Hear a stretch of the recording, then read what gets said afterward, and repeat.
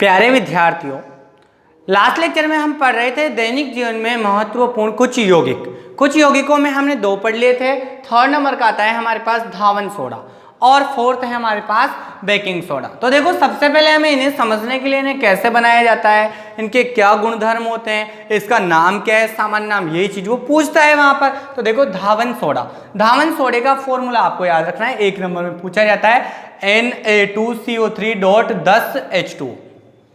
क्या हो जाएगा Na2CO3, तो Na2CO3 का मतलब है सोडियम कार्बोनेट, और 10 को डेका बोलते हैं, 10 को डेका, और जल के अणु को हाइड्रेट बोलते हैं, तो डेका हाइड्रेट ये हो जाएगा। तो सबसे पहली बात तो इसका सामान्य नाम देखो क्या होगा, यही चीजें हमें जाननी है। सामान्य नाम, धावन सोडे का सामान्य नाम होता है कपड़े धोने का सोडा, कपड़े धोने का सोडा पहला नाम हमने दे दिया। कपड़े धोने का जो डिटर्जेंट आता है वही है ये धावन सोडा। क्लियर? फिर आगे देखो, दूसरी चीज रासायनिक नाम, वो आपसे पूछे इसका, तो रासायनिक नाम क्या हो जाएगा? देखो, रासायनिक नाम है Na2CO3 को बोलते हैं सोडियम, Na तो सोडियम, CO3 को कार्बोनेट, सोडियम कार्बोनेट हो गया। 10 जल के अणु है तो 10 जल के अणु को डेका बोला जाता है, और जल के अणु को 10 को डेका बोला जाता है, जल के अणु को हाइड्रेट। तो ये हमारा नाम हो जाएगा सोडियम कार्बोनेट डेका हाइड्रेट। अब देखो बनाया कैसे जाता है, इसको बनाने की विधि की बात करते हैं। बनाने की विधि, वो अगर आपसे कहे कि धावन सोडे को बनाने की रासायनिक निर्माण की या बनाने की रासायनिक समीकरण लिखो, तो बनाना है अपन को, तो सोडियम कार्बोनेट डेकाहाइड्रेट को बनाने के लिए बेकिंग सोडे का उपयोग किया जाता है, NaHCO3। इसको बोलते हैं Na को तो सोडियम, हाइड्रोजन को या तो हाइड्रोजन लिख दो या फिर आप बाई लिख दो, तो सोडियम बाई कार्बोनेट या सोडियम हाइड्रोजन कार्बोनेट भी इसका एक नाम होता है। देखो, HCO3 को बाई कार्बोनेट बोलते हैं और CO3 को कार्बोनेट, तो HCO3 को तो बाई कार्बोनेट लिख दिया और Na को सोडियम लिख दिया। इसको देखो यहाँ पर सोडियम बाई कार्बोनेट को अपन एक साधारण नाम है बेकिंग सोडा के नाम से भी जानते हैं, बेकिंग सोडा इस नाम से जानते हैं। इस बेकिंग सोडे से हम क्या कर सकते हैं, यहाँ पर धावन सोडे का निर्माण कर सकते हैं। कैसे करेंगे? बेकिंग सोडे को गर्म कर दो आप, देखो ये गर्म कर दिया, डेल्टा का चिन्ह दर्शाता है कि गर्म कर रहे हैं अपन इसको। जब गर्म करते हैं अपन इसमें से, तो देखो हमें बनाना क्या है, धावन सोडा बनाना है। तो धावन सोडा बनाने के लिए देखो यहाँ पर क्रिया होगी Na2CO3, पहले तो सोडियम कार्बोनेट बनेगा, ध्यान दो, पहली स्टेप में तो सोडियम कार्बोनेट बनेगा, प्लस अब देखो क्या क्या निकल सकता है, और हाइड्रोजन ऑक्सीजन से क्रिया करके एक तो H2O निकल जाएगा, और एक्स्ट्रा जो रहेगा वो CO2 के रूप में निकल जाएगा। अब ये अभिक्रिया हमें संतुलित करनी है, यहां तक तो याद रखना है। देखो यहां हमने लिया सोडियम बाइकार्बोनेट, बेकिंग सोडे का फॉर्मूला याद रखना है, NaHCO3 गर्म कर दो, आपके पास क्या हो जाएगा, सोडियम कार्बोनेट बन जाएगा, जल बन जाएगा और CO2 गैस निकल जाएगी। अब समीकरण संतुलित कर दो आप, समीकरण संतुलित करते हैं, आपका काम हो जाएगा। तो देखो समीकरण को संतुलित कैसे कर सकते हैं अपन, सोडियम कितने हैं 2, तो आगे कितने लगा दो 2 सोडियम, हाइड्रोजन कितने हो गए 2, या हाइड्रोजन 2, और कार्बन देखो कितने हो गए 2, तो यहाँ देखो कार्बन एक ही रहा, ऑक्सीजन देखो 3 दूनी 6, तो 3 4 और 2 6 संतुलित है। तो जब बेकिंग सोडे को गर्म किया जाता है तो सोडियम कार्बोनेट बनता है तथा जल और CO2 का निर्माण होता है। तो सीधा रिएक्शन लिख देंगे, ये लिख के अपन लिखने के बाद अब क्या करते हैं, हम थोड़ा सा आगे बढ़ते हैं। थोड़ा सा आगे बढ़ने में देखो यहाँ पर क्या हो सकता है, अपन को बनाना क्या था, धावन सोडा बनाना था। तो धावन सोडे में अपन सोडियम कार्बोनेट तो बन गया,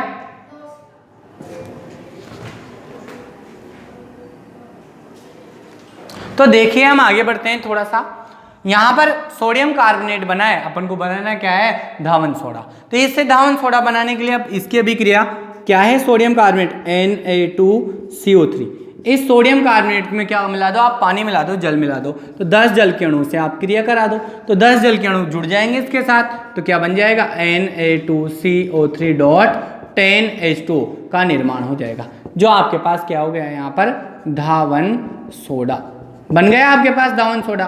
तो इस प्रकार धावन सोडे का आप क्या कर सकते हो, विरचन। अब देखो हमें लिखना क्या है इसमें, सबसे पहले धावन सोडा वो देगा, टॉपिक है हमारा धावन सोडा, इसे कपड़े धोने का सोडा भी बोलते हैं। इसका रासायनिक नाम सोडियम कार्बोनेट 10 का मतलब डेकाहाइड्रेट होता है।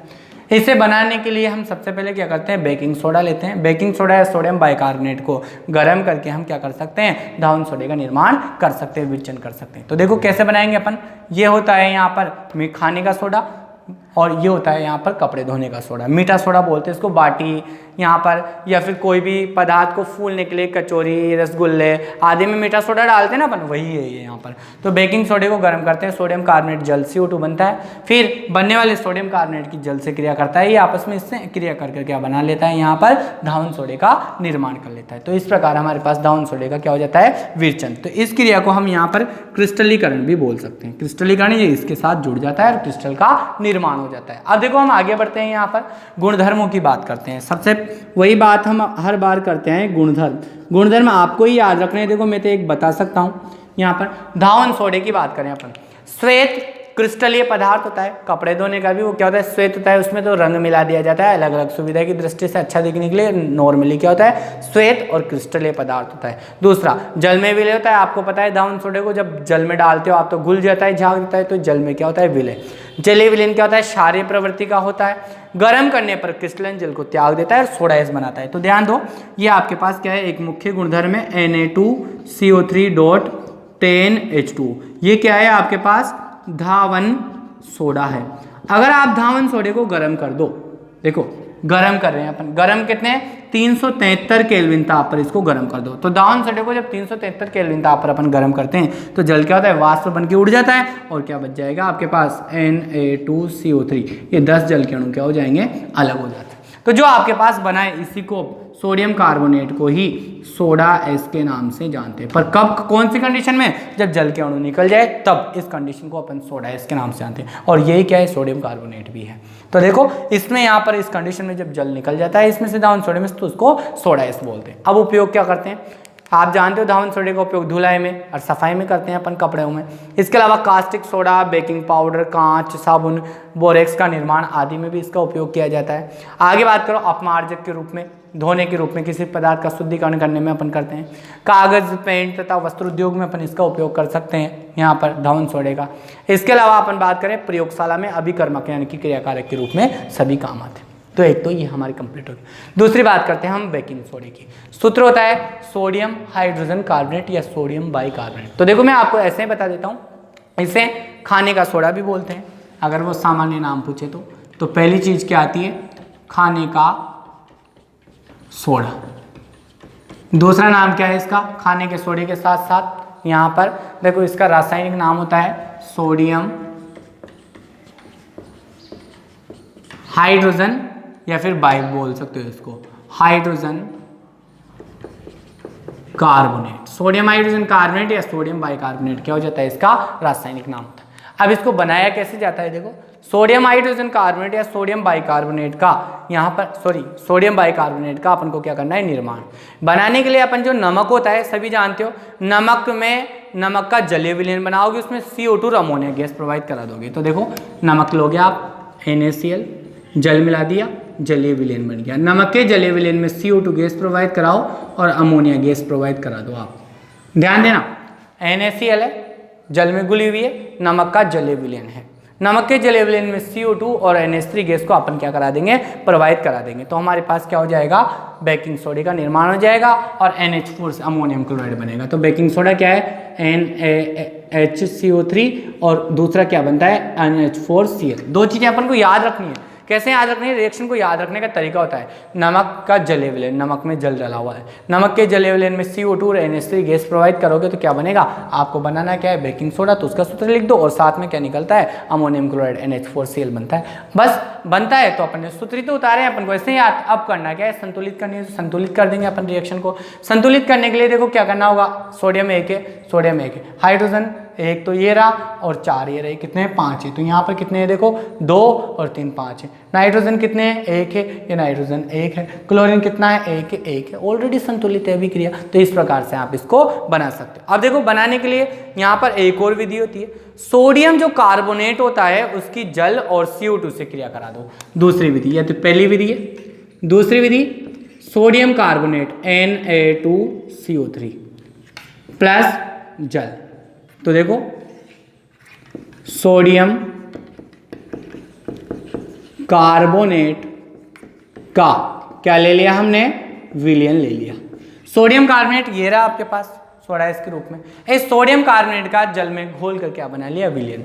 जल में विलयन लेकर इसमें क्या कर दो आप, CO2 गैस प्रोवाइड कर दो। तो सोडियम कार्बोनेट को पानी में घोल लो और उसमें CO2 गैस नलची की सहायता से प्रोवाइड कर दो। तब भी आप क्या कर सकते हो, यहाँ पर सोडियम बाइकार्बोनेट बना सकते हो। तो सोडियम बाइकार्बोनेट बना सकते हो, बन जाएगा। समीकरण को संतुलित कर दो बस। सोडियम कितने हैं 2, तो 2 लगा दो, ऑटोमेटिक सारी समीकरण संतुलित हो गए। तो इस प्रकार से अपन 2 विधियों से नमक का जलीय विलयन में CO2 NH3 गैस प्रोवाइड करके क्या कर सकते हैं, सोडियम बाइकार्बोनेट बना सकते हैं और अमोनियम क्लोराइड निकल जाएगा। इधर सोडियम कार्बोनेट का जलीय विलयन में CO2 गैस प्रोवाइड करके भी आप क्या कर सकते हो, सोडियम बाइकार्बोनेट का निर्माण कर सकते हो। गई दोनों। अब देखो इसके बाद इसके भी क्या आते हैं, गुणधर्मों की बात करते हैं। गुणधर्म ऐसे सुन लो, ये भी श्वेत क्रिस्टलीय पदार्थ था। आपने मीठा सोडा देखा है, अपन बाटी में, गुलाब जामुन में फूलने के लिए, स्पंज के लिए डालते हैं। तो श्वेत क्रिस्टलीय पदार्थ होता है। जल में अल्प विलय होता है, पानी में घोल के देखना कम घुलता है। इसके अलावा हल्का क्षारीय होता है। देखा होगा कभी अपच की शिकायत हो जाती है तो मीठा सोडा का पहले उपयोग किया जाए, आजकल तो इनो का किया जाता है। तो आजकल इसके स्थान पर इनो भी डालने लग गए हैं, जैसे खमन वगैरह खाने की चीज़ें होती हैं उनमें। तो ये हो गया। इसके अलावा अपन बात करें, इसे गर्म करने पर मेन चीज़ आती है, इसे जब गर्म करते हैं ना तो क्या होता है, CO2 गैस और H2O निकल जाता है। जस्ट अपोजिट ध्यान दो, यहाँ पर सोडियम बाइकार्बोनेट ये रहा, देखो वही रिएक्शन यहाँ आ जाएगी। ये आपने क्या बनाया है, सोडियम बाइकार्बोनेट। इसे आप गर्म कर दो, देखो ये सोडियम बाइकार्बोनेट गर्म कर दो तो क्या बन रहा है, सोडियम कार्बोनेट जल और CO2 गैस निकल जाती है। ये रिएक्शन यहाँ आ जाएगी, एक गुणधर्म। तो गर्म करने पर क्या होता है, सोडियम कार्बोनेट में बदल जाता है और जल और CO2 गैस को क्या करता है, त्यागता है। अगला गुणधर्म आ जाएगा उपयोग। देखो सोडियम कार्बोनेट खाद्य पदार्थों में बेकिंग पाउडर के रूप में, खाद्य पदार्थों में बेकिंग पाउडर स्पंज लाने के लिए, उसको ये मुलायम बनाए रखने के लिए इसका अपन क्या करते हैं, उपयोग करते हैं। इसके अलावा सोडा वाटर, कोल्ड ड्रिंक्स, उनमें भी इसको मिलाते हैं। इससे क्या होता है, इनमें झाग और गैस बनती है। तो दूसरी चीज़ ये हो गई।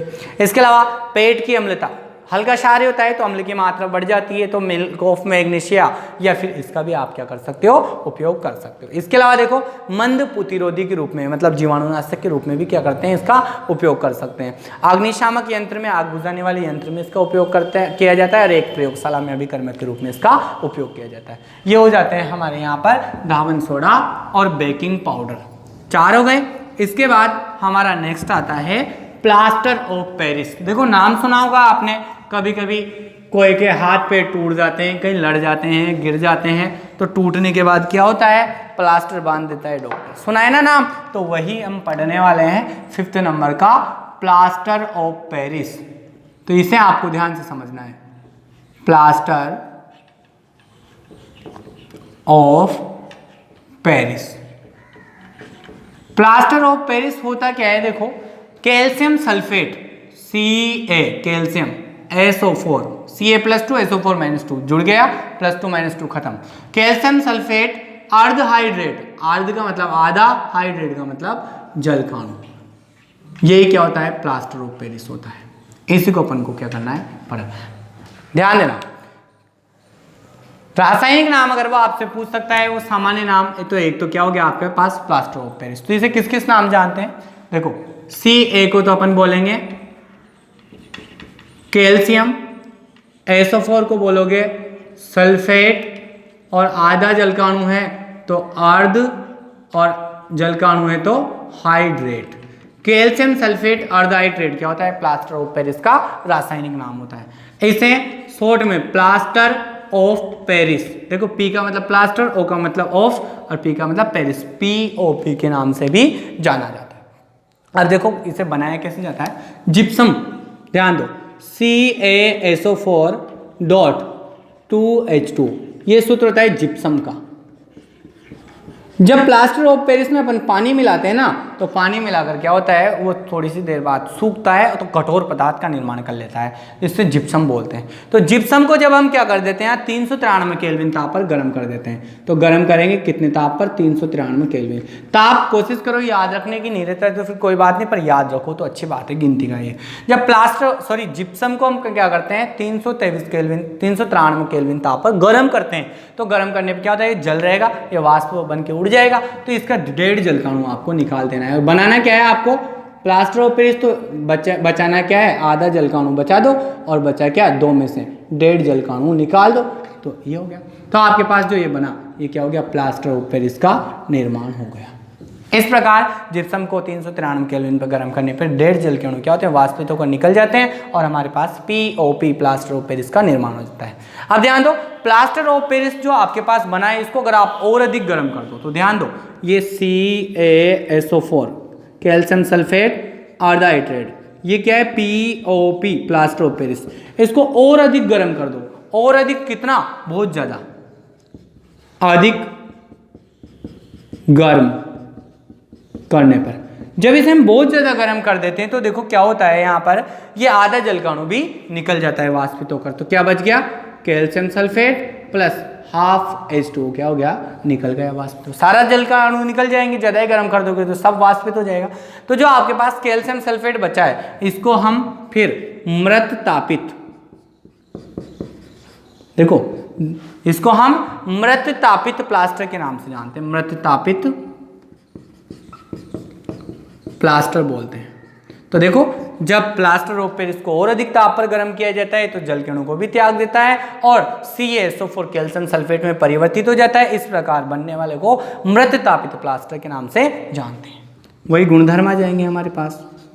गुणधर्म में क्या करना है हमें भाई, ये किस किस से मिलकर क्या क्या करता है, इसके गुण क्या होते हैं। तो देखो, पहली चीज, प्लास्टर ऑफ पेरिस कोई के देखा होगा, प्लास्टर बनाया सफेद सफेद रंग का होता है वो। तो क्या होता है, श्वेत ठोस और चिकना पदार्थ होता है। चिकना होता है जब उसको पानी में डालकर अपन डॉक्टर बांधता है ना, कभी देखा हो तो डॉक्टर जब बांधता है तो पट्टी को गीली करके उसको हाथ करता है तो एकदम चिकना प्राप्त होता है अपन को वो। तो श्वेत, क्रिस्टलीय और चिकना पदार्थ होता है। पहला गुणधर्म तो ये हो गया। दूसरा, इसमें जल मिलाने पर देखो, प्लास्टर ऑफ पेरिस का क्या होता है, पाउडर आता है सूखा, जैसे खड़ी होती है चूना होता है ना, वैसे सूखा पाउडर आता है। और उसमें जैसे ही जल मिलाओगे तो 15 से 20 मिनट में सूख कर क्या हो जाता है, कठोर। तो उसको जब पट्टी बांध कर उसके ऊपर क्या उसका लेप करते हैं तो सूख कर वो थोड़ी देर बाद कठोर एकदम हार्ड हो जाता है। तो 15 से 20 मिनट में वो सूख कर क्या होता है, कठोर हो जाता है, और कठोर होकर क्या कर लेता है, जिप्सम का निर्माण कर लेता है। तो देखो रिएक्शन कैसे लिखेंगे, CaSO4 1/2 H2O। ये क्या है, प्लास्टर ऑफ पेरिस है।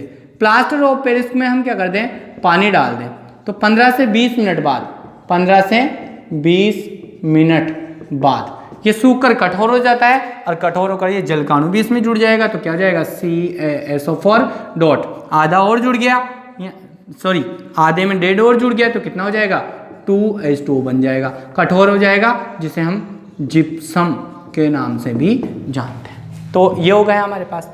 अब देखो इसका उपयोग और कहाँ कहाँ करते हैं अपन, उपयोग की बात करें गुणधर्म के बाद। इसका उपयोग टूटी हुई हड्डियों को स्थिर करने में, जैसे हाथ टूट गया वो हिलती है ना बार बार, तो उसको कठोर के रूप में क्या होता है, पट्टी बांधकर प्लास्टर वो बन जाता है ना, जिससे क्या होता है, हिलता नहीं है वो हाथ। तो टूटी हुई हड्डियों को स्थिर रखने में, जिससे हिले डुले नहीं, वो अपने स्थान पर सही से जुड़े, तो टूटी हुई हड्डियों को स्थिर रखने में क्या करते हैं, प्लास्टर ऑफ पेरिस का उपयोग करते हैं। भवन निर्माण में पुट्टी करते हैं ना, तो पुट्टी में भी इसका उपयोग किया जाता है, POP प्लास्टर ऑफ पेरिस का। तो भवन निर्माण में इसका उपयोग करते हैं। इसके अलावा मूर्तियां और सजावट वस्तुएं, कभी क्या होता है, कुछ बेचने वाले आते हैं मूर्तियां, तोते, सेठ जी, गमले, तो वो क्या होता है, वहाँ पर सफ़ेद सफ़ेद मिट्टी से बने होते हैं, तो उसमें प्लास्टर ऑफ पेरिस का भी उपयोग किया जाता है। तो उनमें भी यहाँ पर सजावटी वस्तुओं के निर्माण में किया जाता है। और अग्निसह पदार्थ के रूप में, अग्निसह जो जिसकी सतह यहाँ पर अग्नि को, टेम्परेचर को सहन कर सके, ऐसे पदार्थों के निर्माण में भी इसका उपयोग किया जाता है। हो गया यहाँ तक। अब देखो इसके बाद लास्ट हमारे पास बचता है विरंजक चूर्ण, जिसे हम नेक्स्ट क्लास में पढ़ने वाले हैं, इसमें नहीं, ठीक है, क्योंकि ज़्यादा हो जाएगा, इतना ही याद हो पाता है देखो आपको भी। Thanks for watch me.